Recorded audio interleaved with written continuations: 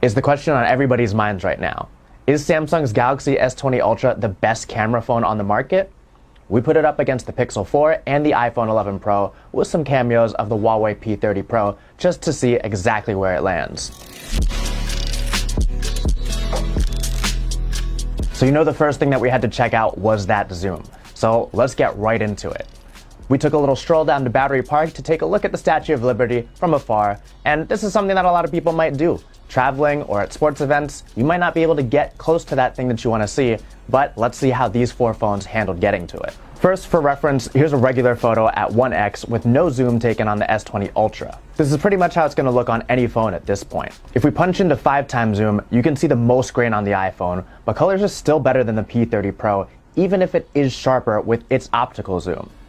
The Pixel with no telephoto lens looks surprisingly good with its color and detail reproduction, but the S20 Ultra's photo is already in the lead here with the best all-around composition. Punching in closer to 10x zoom, we leave the Pixel behind at about 8x where it maxes out, and the iPhone 11 Pro maxes out at 10x here too. Surprisingly, 8x zoom on the Pixel is still less blurry than the iPhone at 10x. At this point, the P30 Pro and S20 Ultra have created some very pleasing crops here with excellent composition of color and detail. So now that we've left the Pixel and the iPhone behind, we started to get a little bit more creative.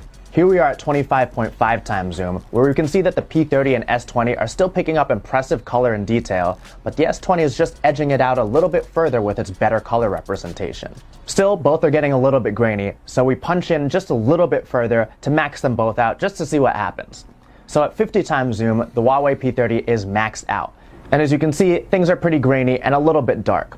Punching into 100x zoom on the S20 is pretty grainy, but still impressive nonetheless. Colors are picked up well, and it's hard to think that we could have ever even seen this from as far back as we actually were. It's even harder to think how we could ever use this in real life. So, more testing was needed. So here we are in Jersey City on the 10th floor overlooking the beautiful New York City skyline. Let's see what we could pick up at 10x zoom. For reference, here's the 1x shot from the iPhone, which represents generally how it looked on each phone. Zoom in 8x where the Pixel maxes out, and you get arguably the best photo of the set between that and the Galaxy S20. The iPhone and even the Huawei P30 don't stand a chance here. So we stepped into the light of day with this zoom, this time in a nature scene to see what we could get better, perhaps in the daytime. Again, here's our 1x photo for a frame of reference. Zooming into 10x and 8 for the Pixel, the optical versus digital disparity is wide. While the Pixel and iPhone are barely usable, the S20 gets a perfectly shareable and cute shot. The P30 does hang with detail capture, but overall composition easily goes to the S20 here. Punching in further to 30x zoom, where only the P30 and S20 can go, both shots are significantly less pleasing or shareable, but perhaps doable in a pinch if it's something really cool that's really far. Things are getting significantly less shareable now, so for fun, we punched in a little bit closer just to see what we could get. So we maxed out the P30 at 50x zoom, where the S20 still beat it out, albeit a very grainy and pixelated image. Then we just had to see how 100x zoom would look, which, much like 30x and up, can do in a pinch for something extremely cool and extremely far, but it's not something you'll much want to share with people otherwise. Of course, we'll have more in-depth analysis of the zoom lens in our full review, but it seems already that the 100x zoom and kind of everywhere in between isn't something that anybody can compete with right now. In this mural wall painting, you can see that the iPhone's processing sometimes zhuzhes things up a bit, while the Pixel and S20 can look a little flat even if the Pixel shows more accurate colors. In this shot of figurines, you can see that the S20 has a tough time focusing on Pikachu and Sailor Moon on the outskirts of the center of this image, though it does have the best color. The iPhone produced an odd yellow tint, though things were a better focus, but the Pixel has the best all-around look. In this picture of my colleague Jen sitting on the couch, you can see that the S20 gets overcome by a sort of magenta tinge, while the iPhone and Pixel don't seem to have much trouble producing a well-composed image. Moving on to a more dynamic neon sign, the S20 mellows out highlights but ends up flattening things a bit, even though it composes a decently accurate picture. The iPhone is most boisterous with its highlights and color reproduction, and it may make for the most pleasing picture out of the three here. Through these sets of photos, it's clear that the S20 Ultra still lags just behind the iPhone and Pixel 4 when it comes to producing consistently great dynamic and daytime shots. But then there's the wide-angle camera, where the S20 pulls ahead once again. The S20's ultra-wide lens is able to pull in some better colors and does better work with dynamic range, as seen in this bus photo. Also, in this long view of a street with art on the walls, the iPhone loses details and adds purple fringing around the branches, whereas the S20 pulls in a nice balanced shot. We see the S20's better details in this photo of the glass carousel. Along the branches, you can see better details and more sharp representation of the subject. While the iPhone still looks good, the S20 quality ekes out just ahead.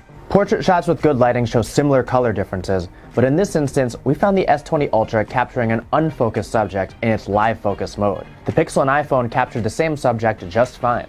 Much like you'll find with daytime photography, a lot of the differences are going to come down to personal preference. But the S20 is much improved over the S10 in low light imagery. It avoids overly warm tones without night mode, but risks losing color and pop. In this city landscape, the S20's photo loses any hint of blue in the skies that we see in the Pixel and the iPhone shots. The iPhone's photo is a bit more yellow, but I tend to prefer it over the other two. The Pixel definitely finds the best color compromise between accuracy and pop. In this photo of a restaurant at dusk, the S20 introduces a slight magenta tinge like we saw in some dynamic daytime shots. The iPhone and Pixel come away with better looking and more accurate pictures in this scene. Along the boardwalk, we see the same divergence, with the S20 taking on a more purplish hue, the iPhone a warmer one, and the Pixel a colder but slightly more accurate rendition. I'd say somewhere between the Pixel and iPhone was the most accurate to my eyes in the moment. Which brings us to the dedicated night mode, where Samsung's made some improvements, but it's not quite where it needs to be yet. First, let's start with the good. In this picture behind the glass carousel, you can see that the S20 picks up some sharp details and colors with a lot of character. This is easily my favorite version of this picture. The iPhone's comes off rather yellow, while the Pixel is again in the middle with probably the most accurate colors, but some grain to it too. In this photo of a statue, you still see sharp details and popping colors on the S20, but it's also quite yellow, and the statue itself is actually out of focus. The iPhone 2 is a little yellow, though not nearly as bad, and it has the best details of the statue with proper focus. The Pixel cleans up all yellowness and produces the most accurate colors, but details aren't quite as sharp as we see on the iPhone. With this shot of the pier, we see a similar situation, but the iPhone this time is the most yellow, with the S20 having the sharpest details. Still, the Pixel gets the details and colors right, but has some trouble with the highlights and back. The S20 probably comes away with the best picture here. With this picture inside of a restaurant, things get even worse for the S20. It takes a very yellow photo, even though it captures some excellent bokeh and detail. The iPhone gets the best mixture of color, detail, and depth, just slightly edging out the Pixel here. In very dark situations, the S20 Ultra really starts to struggle with producing a balanced photo. For reference, here's the shot without any night mode enabled. This is pretty much how it would look across all three of these phones without their night modes on. And of course, any night mode comparison wouldn't be complete with a few shots of those stars. What we find here is the S20 lags behind again, having trouble getting decent handheld star shots. Both the Pixel and iPhone turn in about the same results for this, but nothing compares to the stunning shots captured with the Pixel's astrophotography mode, which is only triggered when it's in a tripod. And you know we couldn't go this long without testing some selfies, of course. Samsung's thankfully over-beautifying and over-sharpening less with the S20, but it still can wash out facial details that come across better on the iPhone and Pixel. And this is all without the beauty mode enabled. The iPhone trends a little warmer, but it is a little more pleasing to me at least. The Pixel, as always, has the most neutral color capture. In more dynamic scenes, the S20 handles dynamic range better without washing out the entire shot as the iPhone does, while the Pixel once again grabs the most realistic photo with the S20 right behind it. When it comes to video, the S20 Ultra has some big stats behind it. 8K video looks great, but it's still prone to some of the issues that we see on lower resolution filming with the S20 Ultra. Without Super Steady enabled on the S20, you can still see some shutter roll and minor glitches in the imagery, which don't feel quite as smooth as the Super Steady movement with which it's stabilized. Since the iPhone doesn't necessarily have a Super Steady mode, we compared 4K 60 frames per second with Super Steady enabled on the S20 to the best that the iPhone can do with its 4K 60 frames per second video capture. You'll see the S20 negate a lot of wobble that the iPhone still has, but you'll also notice less shutter roll on the iPhone side. They both do excellent color and detail capture, but panning the camera still looks best on the iPhone here. Turning off Super Steady increases these issues for the S20, and the difference is noticeable as the iPhone is worlds smoother. You'll want to keep Super Steady stabilization on as much as possible with the S20 Ultra. So there you have our first in-depth comparison between three of the biggest behemoths in phone photography right now. We've learned a lot. For instance, there's just no replacement for optical zoom.